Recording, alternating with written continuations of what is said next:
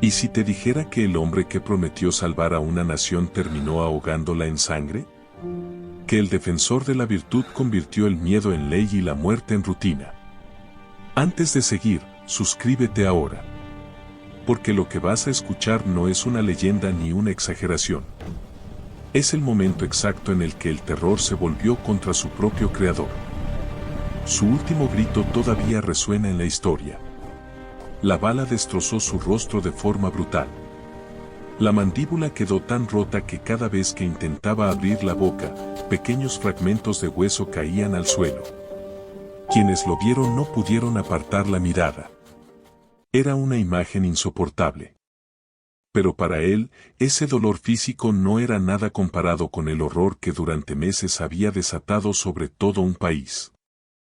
En 1792 algo se quebró definitivamente en su interior.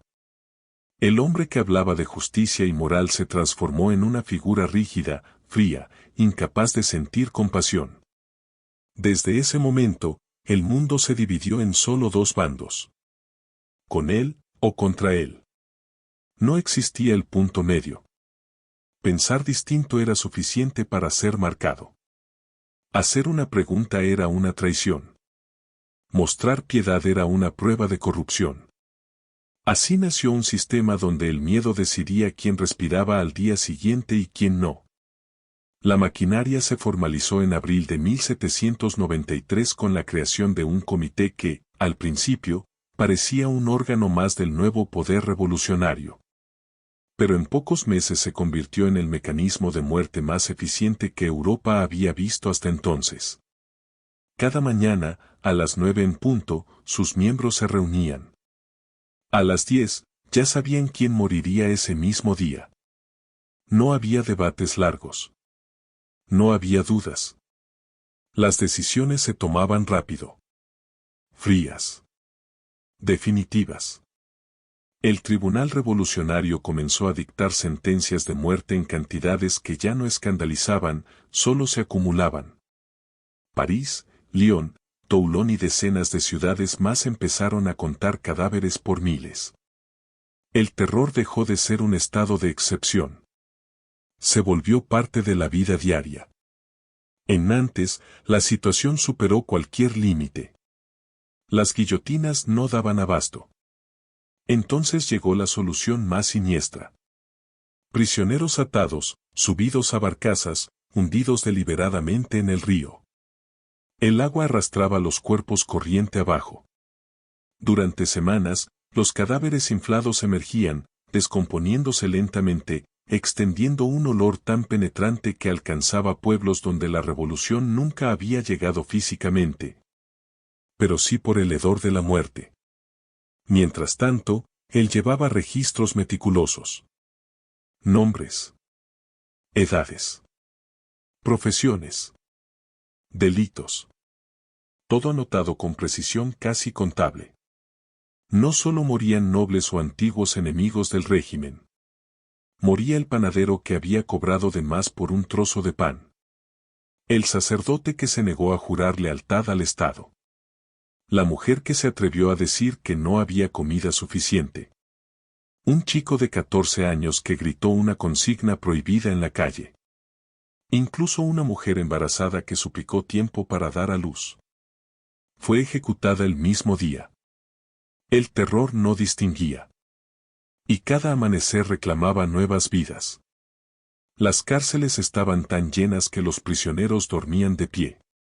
Cada mañana, los sacaban a empujones, los subían a carros de madera y los llevaban por las calles. Las ruedas avanzaban lento, no por respeto, sino porque la multitud bloqueaba el paso.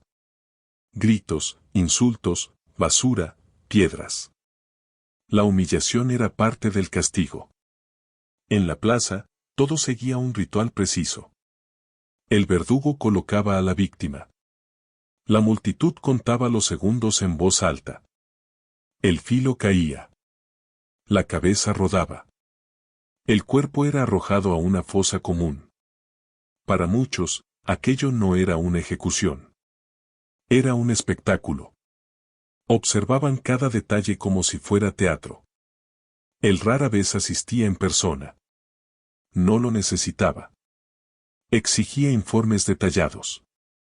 Quería saber los nombres, las últimas palabras, el comportamiento de cada condenado. Observaba si habían mostrado arrepentimiento, si habían suplicado, si habían mantenido la calma. Era como si evaluara el éxito de su obra. Pero en 1794, algo empezó a romperse.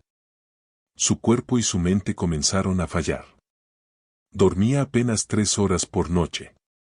El ojo izquierdo le temblaba sin control. Su voz se volvió aguda, cortante, casi insoportable. Pasaba horas encerrado, ensayando discursos frente a sillas vacías, discutiendo con enemigos invisibles. La paranoia lo consumía. Acudía a las reuniones armado. Dejaba una pistola cargada junto a sus papeles, como advertencia silenciosa. Su letra, antes ordenada, se convirtió en líneas torcidas, manchas de tinta, frases repetidas una y otra vez. En su diario escribía la misma idea decenas de veces, como un mantra desesperado: la República de la Virtud vencerá. No parecía intentar convencer a otros. Parecía intentar convencerse a sí mismo. El punto máximo llegó con una nueva ley. Los juicios pasaron a durar minutos. No se permitían abogados. Solo había 2 resultados posibles: absolución o muerte. Defenderse era inútil. El número de ejecuciones se triplicó de inmediato. De 5 al día, se pasó a 15. A veces más. Fue entonces cuando incluso sus aliados comprendieron la verdad.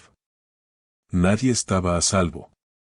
Si no lo detenían, ellos serían los siguientes. En secreto, comenzaron a reunirse.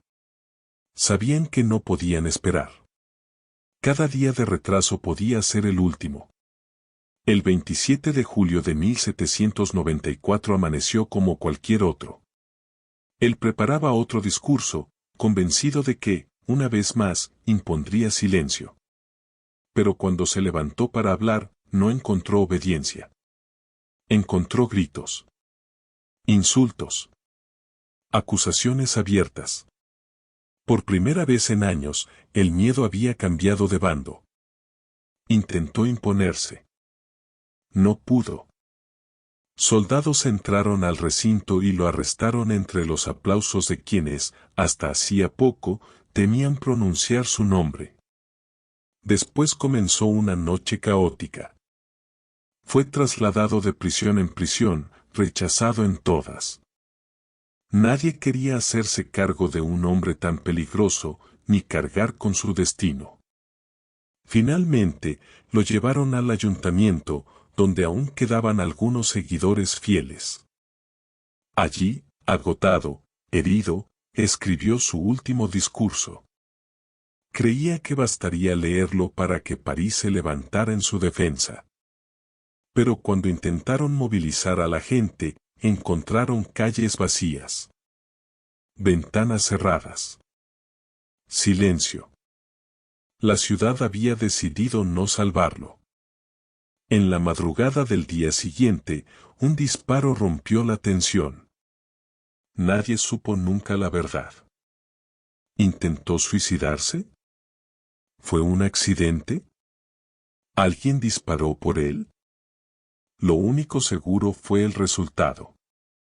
La bala destrozó su mandíbula. Sobrevivió. Pero ya no pudo hablar. Pasó las siguientes 14 horas consciente, sangrando, esperando una muerte que sabía inevitable. Desde temprano, la gente ocupó los mejores lugares cerca del cadalso. No había luto. Había fiesta. Vendedores ambulantes ofrecían comida y vino. Músicos tocaban melodías burlonas. Poetas improvisaban versos ridiculizando al hombre que había gobernado mediante el miedo. Algunos llevaban muñecos con su rostro, listos para quemarlos después. La procesión duró casi 2 horas. París entero salió a verlo caer. Los carros avanzaban lentamente entre multitudes que gritaban, cantaban y arrojaban barro. Las antiguas canciones revolucionarias se transformaron en burlas crueles. Él ya no parecía el mismo. Su ropa estaba destrozada. El rostro cubierto de vendas ensangrentadas. El cuerpo encorvado, vencido incluso antes de llegar al final. Cuando subió al cadalso, el ruido fue ensordecedor. Pero el momento más brutal llegó cuando el asistente del verdugo arrancó las vendas. El grito que siguió no fue humano. Fue un alarido puro de dolor y terror. Durante un segundo, la plaza quedó en silencio. Y luego, miles de voces estallaron juntas. No gritaban por él. Gritaban por todos los que había condenado. La guillotina cayó. Todo terminó. París celebró como si se hubiera liberado de una cadena invisible. La noticia se propagó por toda Francia. Campanas, hogueras, disparos al aire, vino compartido en las calles. La caída del terror se celebró como una resurrección colectiva. El tribunal fue disuelto. Las leyes más crueles, anuladas. Las ejecuciones se detuvieron casi de inmediato. Las cárceles comenzaron a vaciarse. Personas que habían esperado la muerte regresaron a casa. Los mercados reabrieron. Las campanas volvieron a sonar. La gente volvió a hablar sin miedo. Fue enterrado sin honores, en una fosa común, junto a sus seguidores. Cubiertos con cal, sin nombre, sin tumba. Con el tiempo, sobre ese lugar se levantaron casas y tiendas. Nadie supo dónde quedó su cuerpo. El hombre que registró cada muerte fue borrado como si nunca hubiera existido. La máquina que creó se volvió contra él con la misma precisión con la que había destruido a miles. Su último grito quedó como advertencia. El terror, cuando se alimenta, siempre acaba devorando a quien lo controla. Si esta historia te hizo reflexionar, dale like, suscríbete y comparte. Porque recordar no es solo mirar al pasado. Es evitar repetirlo.